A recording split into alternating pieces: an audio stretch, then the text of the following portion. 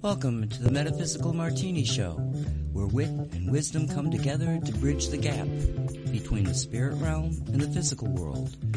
With Ani Avedissian, the suburban shaman, a production of Cosmic Reality Radio.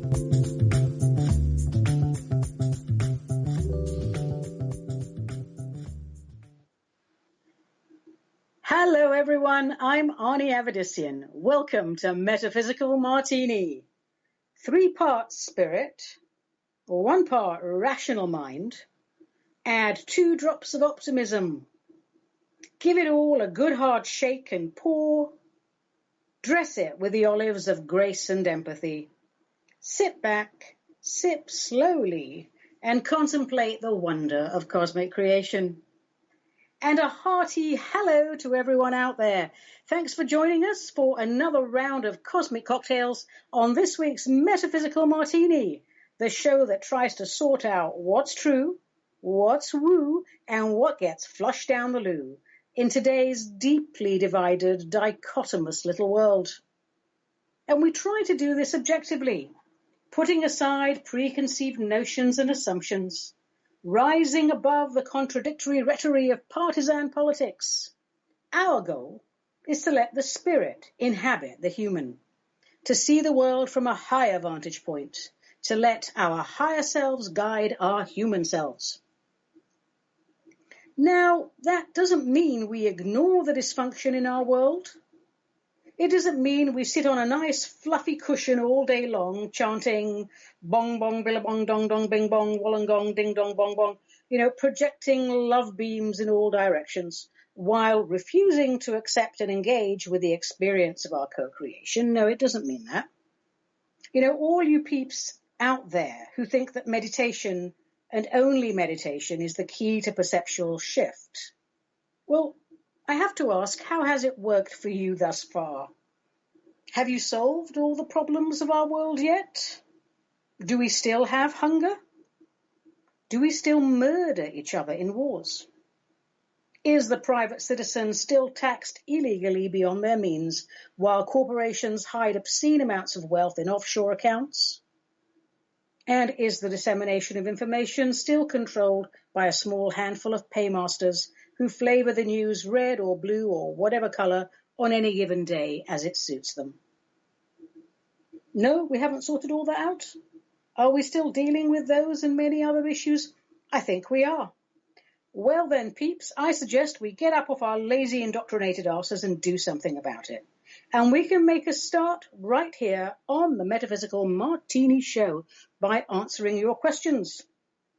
Halting the campaign to erode our intellect, also known as political correctness, and we should start talking about the things that truly matter for the expansion of our consciousness and for the betterment of mankind.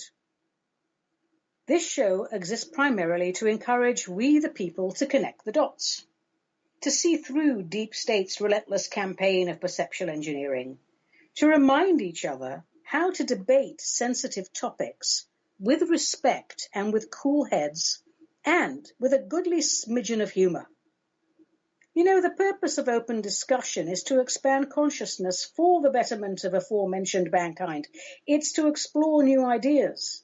It's not, as people seem to think it is, a contest to be won. It is an arena for collective growth, and that won't happen until we release the need to be right and always have the last word. Every day, I have to say, pretty much every day, I have to do stuff on social media, because I have a business. Otherwise, I wouldn't touch it. And every day I go onto social media, various platforms, and I read things along the lines of, "This is huge. Democrats wipe the floor with Republicans." Or alternatively, "This is huge. Republicans wipe the floor with Democrats." The only huge thing I see is ignorance, liberally dusted with an unhealthy sprinkling of arrogance. Trump, NATO this, blah, blah, blah, blah, blah. Pelosi, climate change that, blah, blah, blah, blah, blah. Children in cages, blah, blah, blah, blah, blah. This happened in this country, blah, blah, blah. This happened in that country, blah, blah, blah. Boris Johnson, this, blah, blah, blah, blah, blah. Rhubarb, rhubarb, rhubarb, rhubarb. And people swear up and down, Oh no, Ani, I am not a victim of media manipulation. My mind is my own. Really? Well, how interesting is it then to find that a good 90% of social media posts mirror verbatim that day's mainstream news feeds, colored red or blue or purple as per their paymaster's directions. So peeps, here's my friendly daily reminder that unless you understand deep state ideology, nothing that happens on the world arena will make sense. You are playing into the hands of the establishment by assuming that one party is better than another. Both parties are broken. If you had any idea who runs the world and why, well, you wouldn't identify as left or right. You would unite and rescue America from the sociopath scumbag moneylenders. We need both wings. If you use just one, you will fly around in circles. And if that isn't playing into the hands of the establishment, well, I don't know what is. Once in a while, if I haven't had enough sleep and I'm feeling a touch, just a touch ornery, I encourage people to explain the reasoning behind their posted comments. For example, do you know what type of organization NATO actually is? Can you explain its purpose? Or I might say, have you read any part of the Paris Climate Agreement, rubbish nonsense that it is? And if so, what do you make of it?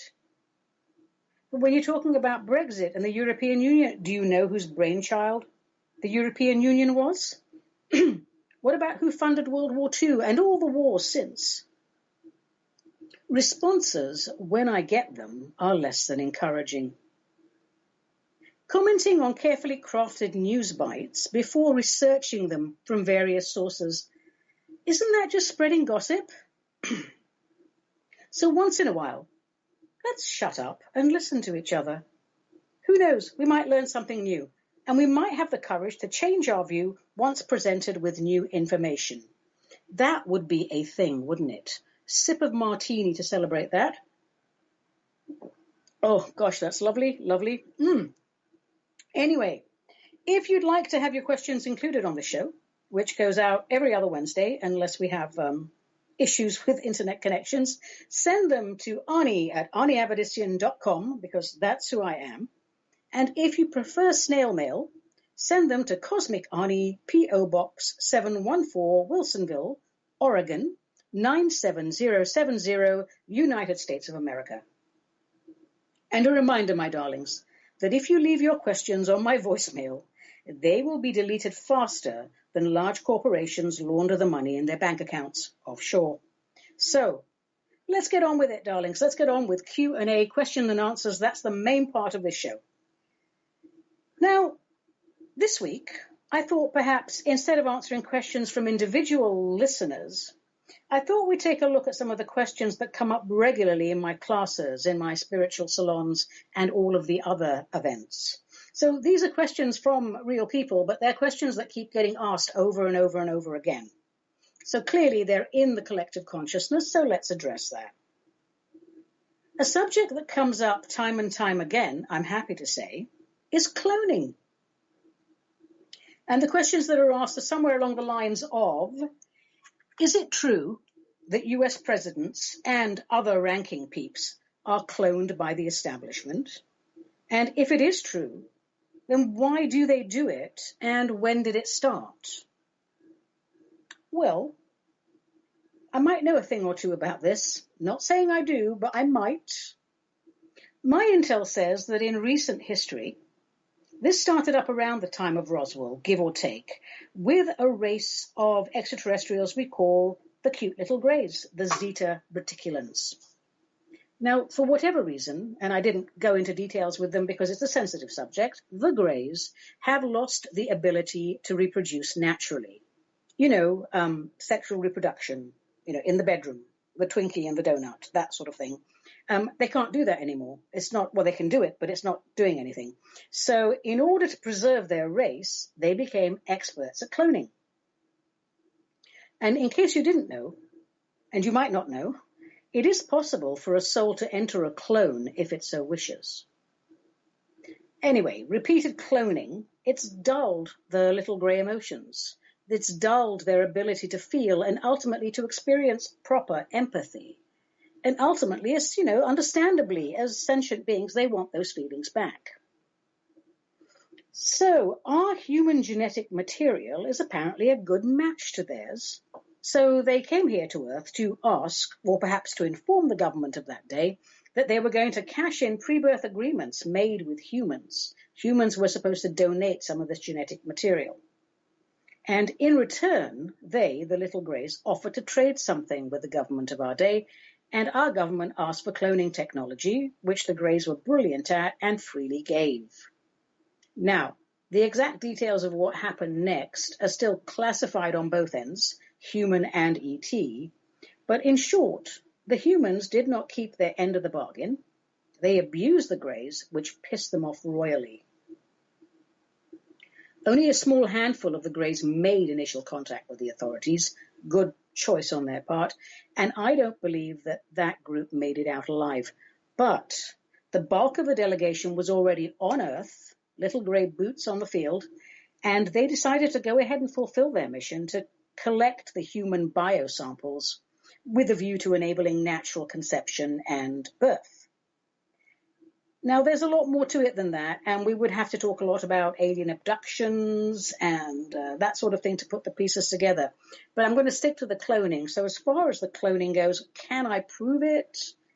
I suspect I would be in great danger if I decided to do that, but we don't have to necessarily prove it. Let me just say, start by contemplating the following. Being a president or a high-ranking peep, it's hard work. And if you compare before and after photos, you'll see how quickly the wear and tear shows on their faces. Now, I find it remarkable that a visibly worn-out president goes to, say, Camp David, or, in England, to Chequers, and they go there for 3 or 4 days, and they emerge looking 10 years younger and fresher. I would say it's almost unreal. And it's not just presidents. It's anyone the establishment wants to control. And it's not just in America or, the hotspot deep hubs of deep state, which would be DC, London, and the Vatican. It's all over the world.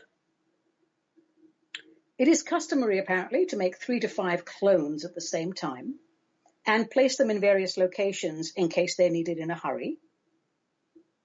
Now, these clones, they carry the memory of the original. That's why they function so well and without detection, without getting busted. But they don't last very long. And if the cloned person is in the public spotlight long enough and is still useful to the establishment, they will keep the original alive and make new clones at various different ages. Once in a while, a clone does malfunction, just like my English malfunctioned right there. And if that happens, and we've seen it, I won't mention any names, but we've seen it, that clone is whisked away as soon as possible and destroyed while the backup is booted up.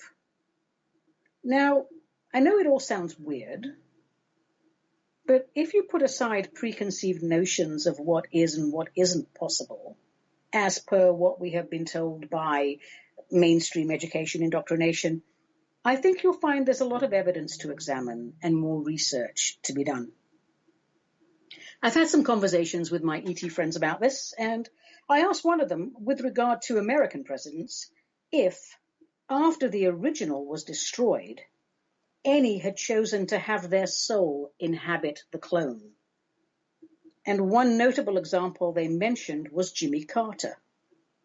Jimmy Carter was cloned, but his soul, a very pure soul, decided that it was going to enter the clone and finish what he came down to do on Earth. And I must say that man has an illuminated soul, because that clone body is still active, and it's really doing quite well, despite its age. He's still building houses, as far as I know.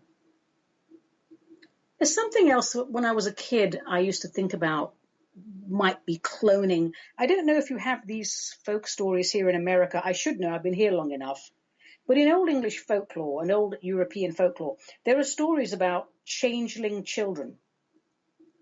It was believed that bad fairies would enter human homes in the quiet of the night, take the human child for their own, and leave a fairy-born child in its stead. Now, if the stories are true, and I think all myths and fables start with at least a few grains of truth, perhaps those weren't fairies at all, but off-world beings trying to beef up a weakened gene pool. Well, there's a lot more I could tell you about cloning, brainwashing, implants, but today is not that day. I imagine eventually everything will be declassified and we can speak freely and safely and in detail about these things, but for now, let's just say it's a topic for discussion. And I encourage the discussion because it spreads awareness and builds up energy around the topic. If we don't talk about stuff, it won't become mainstream. It'll always be a conspiracy theory or woo-woo or a mental health issue. So chat. Down my list here, another question that comes up regularly is about reptilians. And the questions we've noted that come up time and time again, do reptilians exist? Do they live on Earth? And if so, when did they get here? Do they eat humans? Ha ha ha. Do they shapeshift? Are they evil? And have you, Ani, ever had an encounter with a reptilian? Are the Illuminati, the establishment, reptilians? Let's tackle those questions one by one. Do reptilians exist? Yes, reptilians exist. Not all races in the cosmos are humanoid. Do they live on Earth? Some do. When did they get here? As far as I know, they came to Earth when all the other races decided it was time to populate Earth. I can't give you an exact timeline, so I'll just say in antiquity. But it was after the Lyrans landed on Earth, without permission I might add, and brought with them the race we know today as Neanderthals. Do they eat humans, the reptilians? I asked about this, actually asked a reptilian, who thought it was quite amusing. As a rule, no. They do eat flesh, but human flesh is considered inferior and not to their taste. So rest easy on that one, my brothers and sisters. And they really apparently enjoy eating lots of fruits and vegetables. So they probably have colons in much better shape than we humans do. Do they shapeshift? Personally, I have never seen a reptilian shapeshift. Not saying it doesn't happen, I have never seen it. I've seen other types of entities shapeshift, but never a reptilian. However, I know people I trust, people who have seen it, and I've read accounts of reptilians shifting from human form to their original form. No, Princess Diana, God rest and illuminate her soul, reportedly witnessed this, and on more than one occasion called the royal family, who are in fact a reptilian Illuminati bloodline, lizards. Are they evil? In general, as a race, no. But theirs is a military conquest, conquer, and control ideology, and that leaves little room for empathy and warm fuzzies. I do know, though, that many younger reptilians do rebel from time to time, something along the lines of our hippie movement, and they speak against constant conquest, and they ask their leaders to review their relationship with the Creator and review their place in the universe and in cosmic history. So I say hurrah for those young lizards, with their make peace not war banners, chilling out to soothing new age music, smoking their reptilian reefers and being oh so cool. It takes guts to be a peacemaker in a world where strength and honor in war are prized above all things. Is there an evil faction within the reptilian empire? Yes. There is an evil faction in most civilizations, if evil is what you call the desire to create a world of slaves and masters. Something, by the way, humans should be aware of, as due to our lack of awareness and our willingness to believe anything in print, that's a scenario we could be heading towards. And have I ever encountered a reptilian? Yes, I have. Quite a few, actually. And I'm sorry to say that because I have nothing against reptilians per se, only a couple of those encounters were positive. One of the better encounters was a few years ago when I was asked to perform energy work on a well-known earth intuitive, someone who can predict earthquakes and other earth events by paying attention to the sensations in their body, a biological empath. Well, the night before I was due to drive down to see her, I was reading in bed when a smooth-skinned reptilian, they're not all hard and scaly, just for the record, appeared at the foot of my bed, acknowledged me, and opened up a snazzy laptop. And he tapped on it for a few minutes, after which he caught my gaze and proceeded to send me images of symbols with long lines of code. He floated these images in midair. It was a very fancy laptop. And he looked at me, clearly waiting for some sort of response. I communicated to him that I had no frame of reference for these images, that they meant nothing to me. And he seemed surprised and sent a new set of images and new sets of lines of code, which also meant nothing to me. And after a third attempt, he seemed somewhat peeved. He tapped a device on his chest piece and communicated with, I don't know, home base, whatever.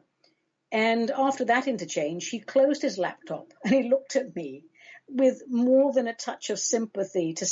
What he was saying with his eyes was, "Oh my God, I am so sorry, but it appears you are too stupid to understand this universal code. I'm an arts major. What do you want from me?"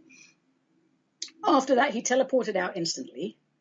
And then I received immediately a very clear telepathic message in English, thank God, which said, "You may proceed with your work tomorrow, but you will be directed. Do not resist the direction. We wish no harm to come to you." And surprisingly, I slept very well that night. And the next day, I drove down to the appointment. And the moment I laid my hands in this person's energy anatomy, I was quite literally I was transported to an off-planet space station populated by smooth-skinned reptilians, and my hands were placed in a set of gloves attached to a remote control device. I could see my human body in the screen down there in Oregon, on Earth, yet my astral self was up in this space station, which was weird and cool and uncomfortable and exciting all at the same time. I was told my human hands would match the movement of my remote hands, so please pretend you are down there on location and proceed as you would normally, but do not touch or interfere with any of the marked colored highlights. I said I would, of course, comply, wouldn't you, with their directions. But I asked, may I ask, what are the colored highlights? What do they represent? And their response was, many races have placed expensive software in this individual's light body. The intelligence gathered is useful to our collective. The colored highlights mark the location of the software. Please proceed as quickly as possible so as to preserve life force in your physical body. And that's when I knew for sure they were friendly reptilians, because clearly they didn't want me to die, or they didn't want to be accountable for my death. So I proceeded with the session, which was a success because I'm brilliant at what I do. And when I shared my experience with the client, she was not in the least bit fazed. She goes, "Yeah, that sort of thing happens all the time to me." So later that evening, as I was getting ready for bed, another smooth-skinned reptilian appeared in my bedroom and pointed a small handheld device at me. And he seemed happy with the reading. He nodded and left. And, well, I suppose it was good of them, wasn't it, to check in on me after my off-planet experience, make sure I wasn't contaminated in any way or that I hadn't contaminated them. The other benevolent encounter I had with a reptilian was about 2 decades ago. I thought I was having what I call a hard return, which sounds rude, but actually it's just trouble getting back into body after traveling during a night sleep cycle. So I was waking up half in, half out of my body when I saw a very tall, not smooth-skinned reptilian standing in my bedroom doorway. And he was taller than the door, so about 8 foot or more. And he was in full combat gear, and he had a weapon. And when he lifted the visor of his helmet, surprisingly, his eyes were quite warm, and he had a grin on his face. And he thanked me in English, I suppose, because I understood, for helping him. And I hoped we would meet again under less stressful circumstances, but he doubted that would be possible, as locating me was more than a little challenging. Not sure what he meant by that, because I am in the phone book. So I asked him, how did you find me? And he said, by your fingerprints and with permission. Fair enough, I thought. And once I was fully back in body, I did what every sensible woman does after a long space adventure. I went to the loo. And when it was time to wash my hands, I noticed that every single one of my finger pads had blisters on them. No pain, just blisters. So later that day, after work, I decided to go on a shaman time travel journey to discover what the heck I was doing out in space with this tall reptilian soldier. And it seems I have the ability to find people who are trapped in lost zones, dense zones, where no one in their right mind would go. And several of his unit were trapped, and as every platoon commander knows, he wants to go in with the same amount of men and come out with the same amount of men. So he wanted to get them out before the density eroded their will to live. And that seems to be a theme that comes up for me quite a lot in astral form. Wish I was as good at it IRL as I am OTOS, but that was another one of the benevolent encounters. As for others, I've had less than pleasant experiences with the darker elements of the reptilian empire. Every year, a couple of my friends and I, a shaman and a remote viewer, we break into the Bilderberg meetings. We don't literally break into the Bilderberg meetings. You cannot break into Bilderberg meetings, but we try to remote view the Bilderberg meetings. Why not? Somebody has to.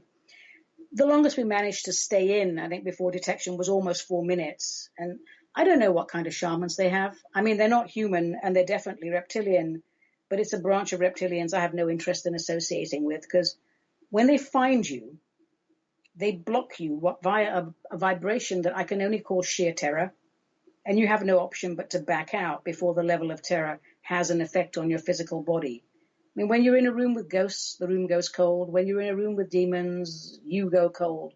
But this vibration that they sent to you, it actually freezes your spinal column. I have never experienced anything like that, but we go in every year just to see what we can do because, someone has to.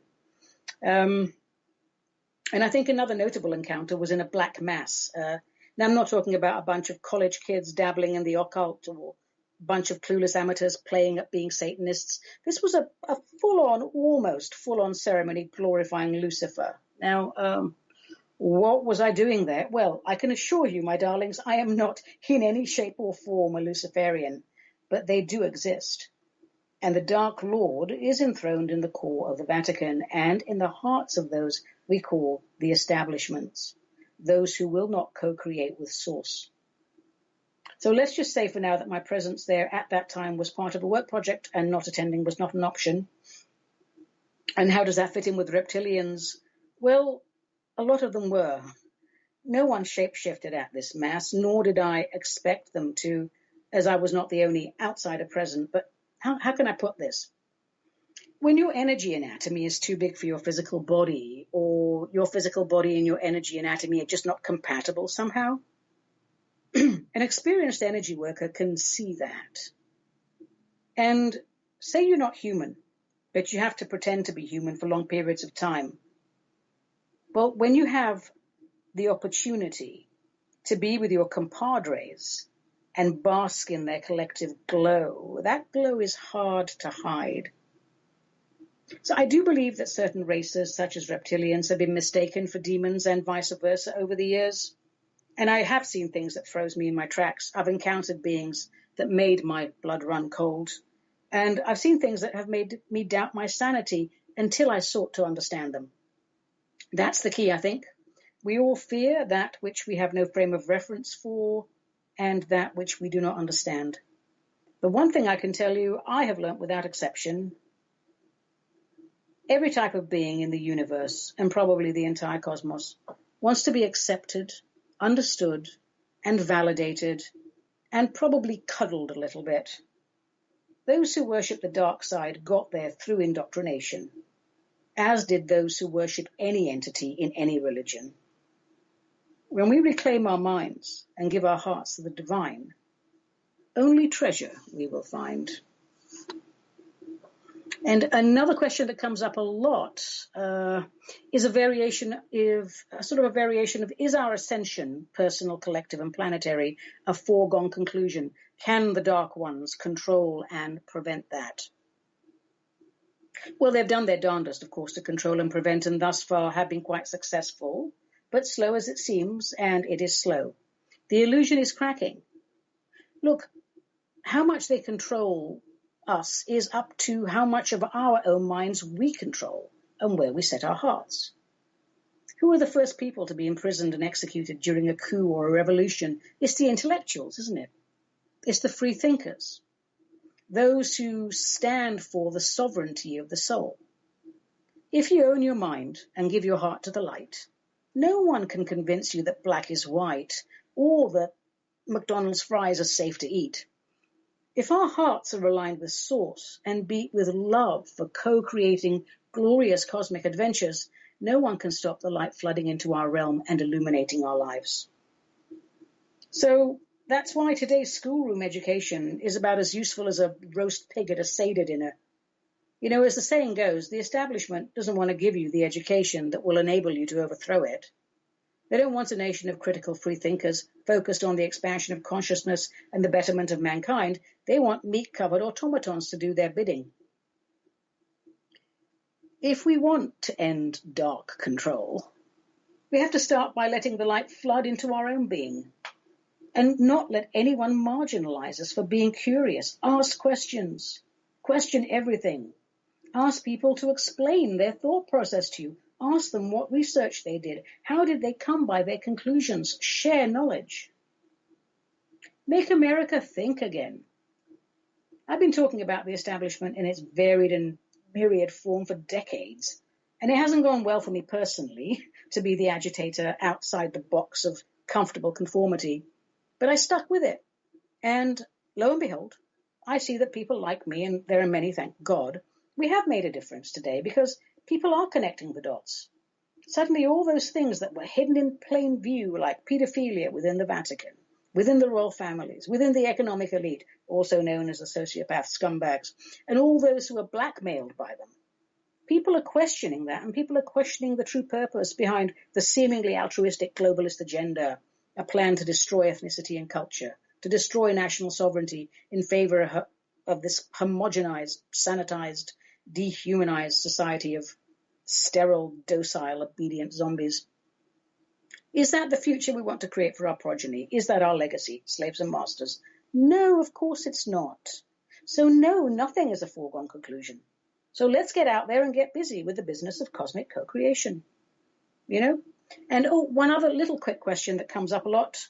If we die on Earth, are we allowed to reincarnate on another planet? Yes, you are. Go for it. There's nothing really stopping you, but it's not the location. It's the vibrational frequency. You're not going to go somewhere that's too low to match your vibrational frequency, and you're not going to go somewhere that's too high. So again, it's the density, the vibrational frequency. There's no reason why you can't go to another planet. It doesn't happen a lot, though, even though it can.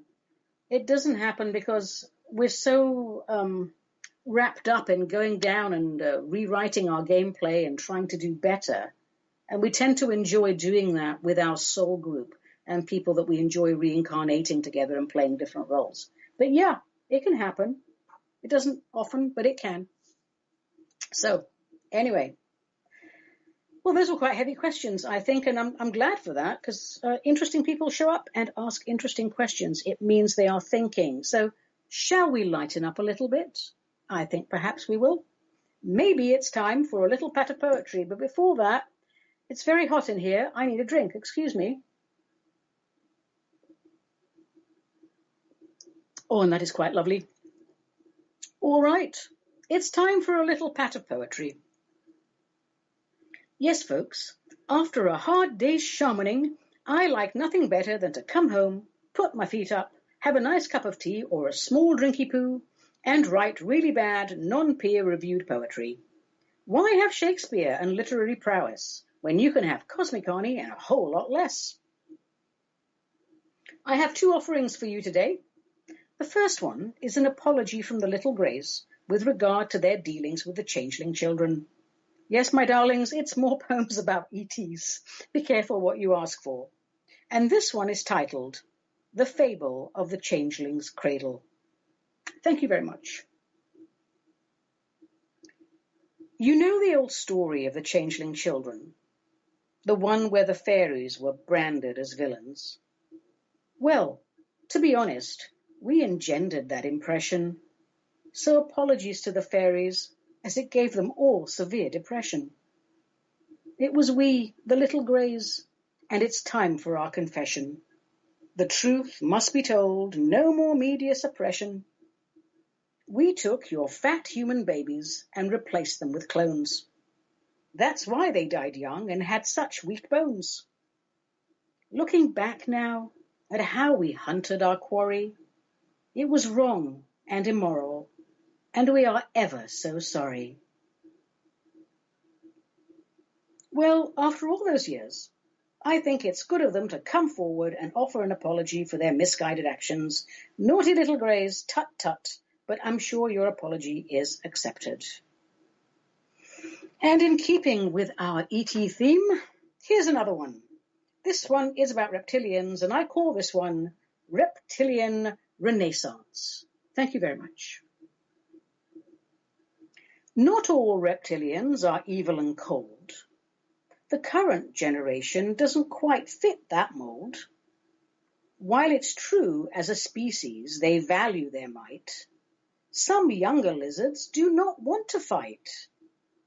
They prefer to hang out and take hits off their bong, to strum on guitars and compose cool folk songs. They are branded as dropouts and a curse on their nation for refusing to join in off-world domination. Some will stay strong and some fall faint-hearted. Their road is a long one, but the movement has started. So hooray for the hippie reptilians, make love, not war. Well, there we have it, another pat of poetry, making the world a better place, one rhyme at a time.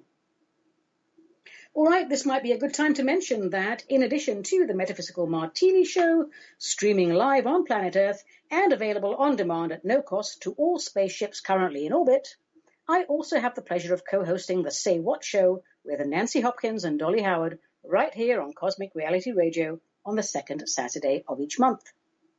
In addition, I have my own channel, several of them actually, on YouTube. Just go to YouTube, pop my name, Ani Avedissian, in the search bar and tune into Water Wisdom, Cosmic Quickies, Zook the Little Pink Alien, and really bad but occasionally brilliant poetry from a mad suburban shaman. And, of course, an annual holiday tradition, my deconstructed Christmas carols. My videos are short, they're sweet, and they are full of buttery goodness, and I would love to see some of them go viral, so please, if you enjoy them, if they bring even a modicum of meaning to your sad, sorry little lives, please like, share, subscribe, and you will have my eternal gratitude. If you live in the greater Portland or Salem area in Oregon, my office is located in Wilsonville, Oregon, home of absolutely nothing really, it's just a little city, but I'm there, and if you'd like to know what I'm up to, I know I would, visit my website, aniavedissian.com, for an up-to-date list of all my classes, events, and, of course, services. And you can sign up for my monthly newsletter, Monday Messages for the Open-Minded, but be warned, if you're not open-minded, you will not enjoy them, so do not sign up for them. All right, what's next? I know, let's do da-da-da-da-da-da-da, tarot a-go-go, a little shenanigana with the major arcana. On our last show, we featured number 8, Fortitude. So that means that this week, and as always using the Rider-Waite deck because it is the most commonly used, if not the prettiest deck, we feature number 9, the Hermit. So get your cards out and let's take a good look at this chap, shall we? What have we got here? Well, we've got an older man wearing simple robes, a staff in one hand and a lantern in the other, the proverbial wise man wandering the earth looking for another wise man. Well, he doesn't look like much of a party animal, is he? So he's a teacher, a mentor, a monk, a priest, or an actual hermit. Some sort of guru, although I doubt he would see himself that way. There is humility here. Now, when I look at this card, I hear the phrase, searching within. Because this tells me I need to meditate. I need soulful contemplation, realignment with source, reflection, discretion, self-examination. I look at the hermit and I want to ponder the imponderable. I want to dive into deep spiritual waters, and I wonder, should I go on a vision quest? I want to contemplate life's mysteries in silence, withdrawing from the noise of humanity to make space within the innermost part of me. Hello, darkness, my old friend. I've come to sit with you again. And together, within the sound of silence, we will find the light, we shall find the way, through peace, through patience, and through tolerance. As with all cards, the meaning depends on the question, the spread, its placement within the deck, and all the other cards in the story, blah, blah, blah. But if you pick this card randomly as a one-off, chances are you might be stuck and you need time out to think. Perhaps you need professional counseling or just to seek counsel from a trusted friend or mentor, family member. Perhaps you are stressed out and need to reevaluate your daily habits. Examine your workload to rethink your work day.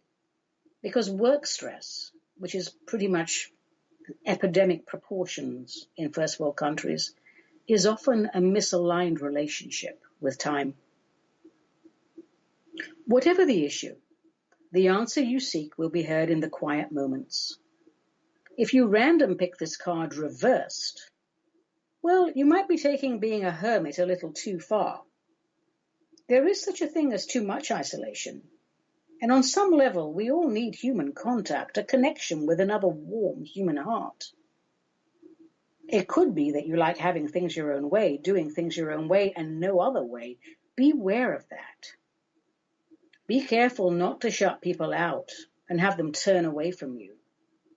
There's more than one way to peel a pomegranate, and if people perceive you to be stubborn and arrogant and unwilling to be a team player, you will be very lonely indeed. And while you may think you would prefer life that way, it rarely works out well. We need contact. We need cooperation. If we don't allow that, more often than not, our mental health suffers. So don't let pride take you on a one-way ride. Number 9, the hermit, leaving the false ego behind in search of the light within. You know, I've been using the tarot since I was 11, and it's not a way to tell the future. No one knows what the future is going to be, but it's a point of focus. You look at the cards, you learn creative visualization, and when you open a spread to see what's what, you don't open a spread to see what's going to happen. You open a spread to have a look at the current pool of potential. It's a snapshot of potential. And if you open your cards every day, if you're into the cards as a meditation, you see what themes are going into your life and leaving your life, what stays, what goes.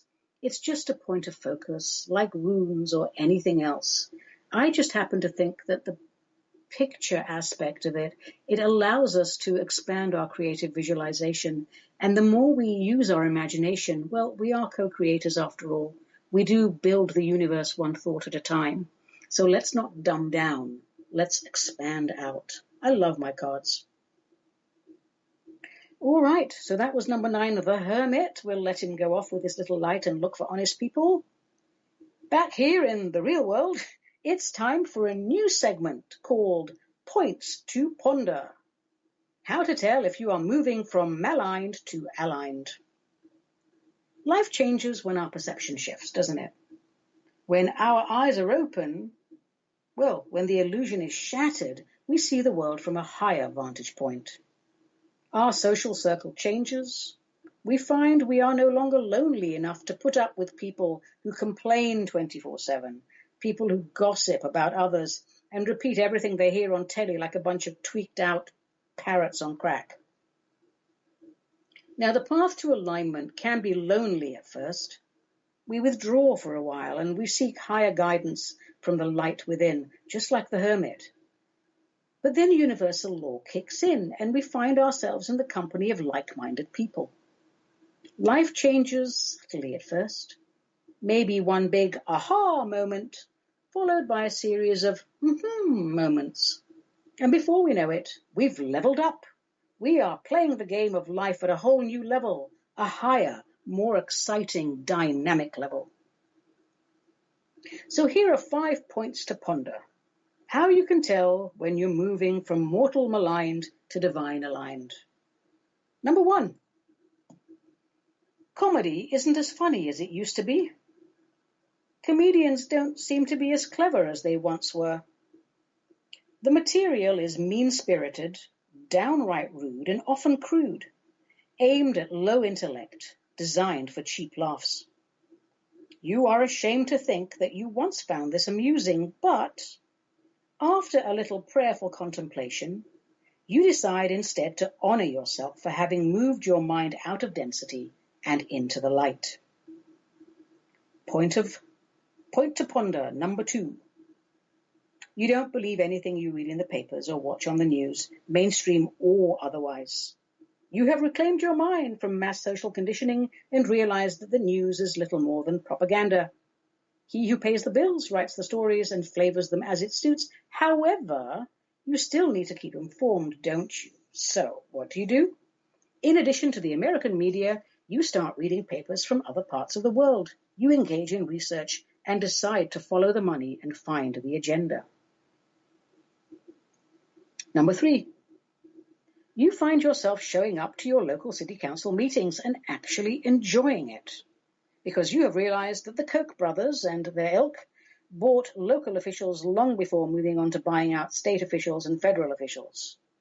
A lack of awareness and interest and action at grassroots levels is how we lost America to the establishment. It's a big portion of it. Point to ponder, number 4. Pop 4. From time to time, you are lost in existential crisis. But instead of giving in to depression, anxiety, and unwarranted stress, you find yourself quite happy with not knowing the answers to, who am I, man? Where did I come from? What am I doing here? And why does sweet potato pie have so many calories? Life is now a cosmic space adventure. You tell yourself, it's okay. I'll figure it out as I go along. Point to ponder, number 5. The sight and smell of fast food turns your stomach. You are no longer able to digest the toxic pig trough of chemicals that passes for convenience food. Your body is now a temple. It needs clean food. You buy an Instapot and learn to prep in advance. And that's it for this week's Point to Ponder. Next week, our Plato Chips, our resident philosopher, he'll be back. And meanwhile, he just wants to remind us to be mindful of the fact that if we wish to change the world, it starts with the change deep within ourselves. Otherwise, it's not change. It's just you telling other people what to do while actively not doing it yourself. And how clever is that? Not very. And that was a direct translation, by the way, from the Greek. So, there you are. All right, my darlings, where are we now? I think we have time for another segment, which is awesome. And right now, we have time for Explore Your Intuitive Core.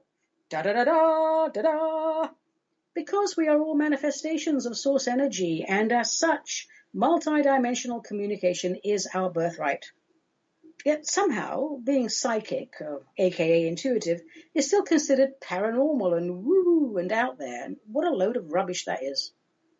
We were created from the same wavelength as Source Creator. It is that wavelength that is our common bond. Some call it the vibration of unconditional love, and I'm more than happy with that. That wavelength is the only part of us that is real. In shaman metaphysics, reality is that which never dies. That will be our soul essence. Everything else is a temporary experience. Ergo, our intuition is always there. We just have to remember it, and we just have to retrain the pathways we use as humans to trust in it. And to do that, we have to be willing to embrace change. If we want to illuminate our intuition, we need to redefine the way we see ourselves. We need to move away from, I am mortal and therefore mayhem will follow, to, I am spirit, my mortal will follow my spirit's guidance, and magnificence will follow. And there are many ways to do that, and we will explore many of them together in the months to come. But for today, I want to share a short poem with you about change, because I know firsthand what it is to be human. And change does not come easy on this realm. Our minds tell us we need to change, and okay, we accept that. But then we have to put those changes into actions. And then comes the resistance, that whole insidious field of self-sabotage, because those new actions are unfamiliar to us. But we know we have to stick to it, because it takes a while to reprogram the mind to accept and carry out new actions. It's not easy. But with a little persistence, diligence, and focus, it is most certainly manageable if we approach the process with affection for self, not anger, because that is the key. So the little poem I want to share with you is by Portia Nelson, who is the author of a wonderful book I suggest you all go out and get from your library or buy, called There's a Hole in My Sidewalk. Verse 1. I walk down the street. There is a deep hole in the sidewalk. I fall in. I am lost. I am hopeless. It isn't my fault. It takes forever to find a way out. Take 2. I walk down the same street. There is a deep hole in the sidewalk. I pretend I don't see it. I fall in again. I can't believe I am in the same place, but it isn't my fault. It takes a long time to get out. Take 3. I walk down the same street. There's a deep hole in the sidewalk. I still fall in. It's a habit. My eyes are open. It is my fault. I get out immediately. Take 4. I walk down the same street. There's a deep hole in the sidewalk. I walk around it. Take 5. I walk down another street. You see what she's trying to get at there? You know, it's not easy. We're all indoctrinated, programmed, and we're all afraid and blah, blah, blah, blah, blah, blah, blah, blah, blah, blah, blah. The fact is that if we want to change the world, we have to change ourselves. And that just says a little bit about self-love, doesn't it? Just embrace yourself. When you're trying to change behavioral patterns, like me trying not to eat donuts when I'm clearly overweight, you've got to have a little self-examination, and you do that with love and with affection. And you just say to yourself, look, I just want to be a better version of myself, and I'm a grown-up. Let me take a few deep breaths and say, it may not be easy, I may fall off the donut wagon many times, but I will get back on, and eventually I will get to step 5, where I literally walk past the donut shop. End of story, end of problem. And as we change our behaviors, we find that everything about us changes too. We perceive things differently. Yes, I'm given, but our sight is different. We see things we never saw before. Our sense of smell is different. We notice aromas we never noticed before. Our hearing is different. We hear things we never heard before. The sweet little trill of a little tiny bird while you're rushing off to work. He's been there all the time, but you didn't have the time to listen to it. And taste. You bite into good food, clean food, not fast food. And wow, it has flavor. And as we breathe and meditate and just generally do a little bit better every day with trying to clean up our energy anatomy and our physical anatomy, our sense of touch is different also. We're not afraid to touch anymore. And a greater sense of intimacy comes into our life. Intimacy, into me see. When we allow the divine into our heart, everything shifts into the light. Well, my darlings, I think we've done it, or close to. we've used up a whole hour of linear time, an hour we will never get back. I hope you enjoyed listening to it as much as I enjoyed recording it. Today's real-life martini, which was delicious, was carefully crafted by yours truly using Recipe 14 Cascade Potato Vodka, made in Sisters, Oregon. Now, I admit, I wasn't expecting much for $21 and change, but I'll be darned. This is the best low-price vodka I've come across in a long time, and it can be drunk neat. And that's unusual for low-price vodkas. It's smooth, and it has no burn. And just a hint of vanilla, I think, or it could have been the ice cream I had before the show, I'm not sure. But either way, well done, Cascade Street. You folks, boy, lovely vodka, and I'll definitely be buying your products again. And a little public message here for my darlings. Folks, a reminder that cocktails are great, and best when they are an occasional treat. If you use high-quality ingredients and take the art of mixology seriously, one drink is all you need. I'm Ani Avedissian. This was Metaphysical Martini, a production of Cosmic Reality Radio, to whom we are most grateful. Until we meet again, let the spirit inhabit the human.